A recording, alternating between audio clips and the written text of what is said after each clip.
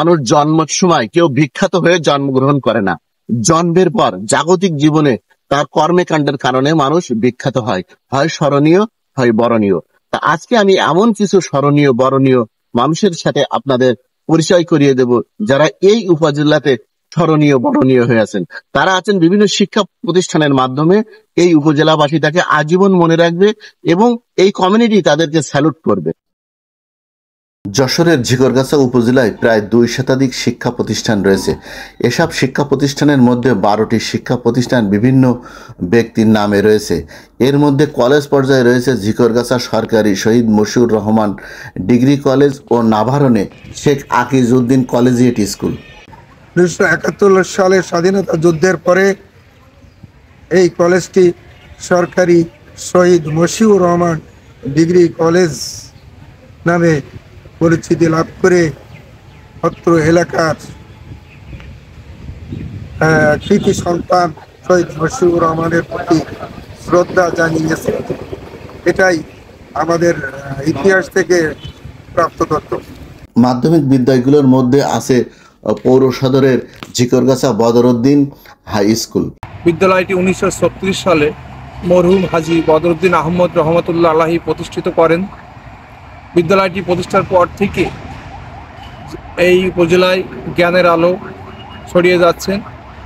বর্তমানে এটি একটি আলোকিত শিক্ষা প্রতিষ্ঠান। উপজেলা শহর থেকে 16 কিলোমিটার দূরে অবস্থিত বাঁকড়া জোনাব আলী খান মাধ্যমিক বিদ্যালয় 1943 সালে স্থাপিত। আমার আপন দাদা মরহুম জোনাব আলী খান এই বিদ্যালয়টি প্রতিষ্ঠা করেন।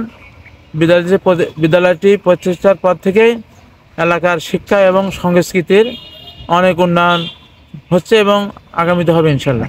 শঙ্করপুর ইউনিয়নে প্রথম প্রতিষ্ঠিত বিদ্যাপীঠ হরিদ্রাপোতা আব্দুল গফুর মাধ্যমিক বিদ্যালয়। আব্দুল গফুর হচ্ছে একজন সুধী মানুষ, তিনি এলাকার একজন সুধী ব্যক্তি ছিলেন।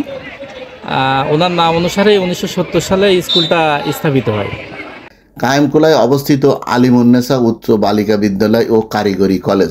এই প্রতিষ্ঠানটি বীর মুক্তিযোদ্ধা মোহাম্মদ শাহজাহান কবির, তার ভাই বীর মুক্তিযোদ্ধা মোহাম্মদ মিজানুর রহমান, তার সহধর্মিণী ডাক্তার সৈয়দা শরীফা মেরি, তাদের অর্থায়নে, তাদের জমিদানে প্রতিষ্ঠানটি প্রতিষ্ঠিত হয় এবং এলাকাবাসীর সহযোগিতায় প্রতিষ্ঠানটি আজকে এই পর্যায়ে আসছে।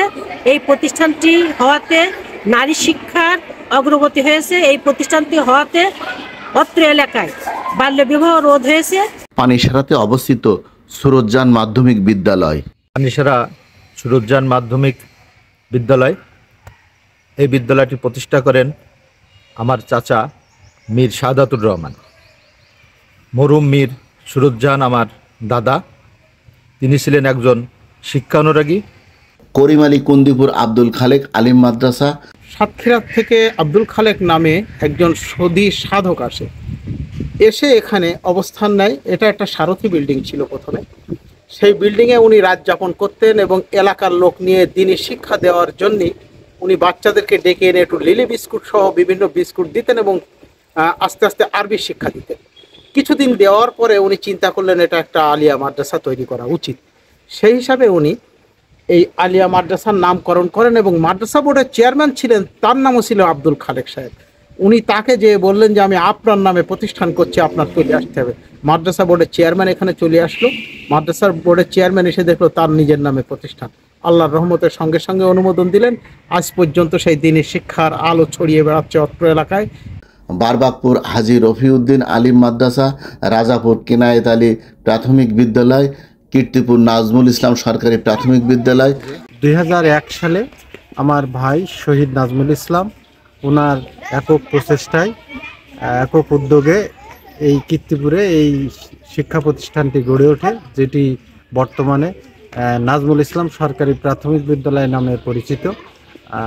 এই শিক্ষা প্রতিষ্ঠানটি গড়ে ওঠার কারণে এই এলাকায় শিক্ষার মান উন্নয়ন সহ শিক্ষা সাংস্কৃতিক ব্যাপক উন্নয়ন সাধন হচ্ছে বলে আমরা মনে করি। গুলবাগপুর আলাউদ্দিন বিশ্বাস মডেল একাডেমি ও টাওরা আজিজুর রহমান মাধ্যমিক বিদ্যালয়।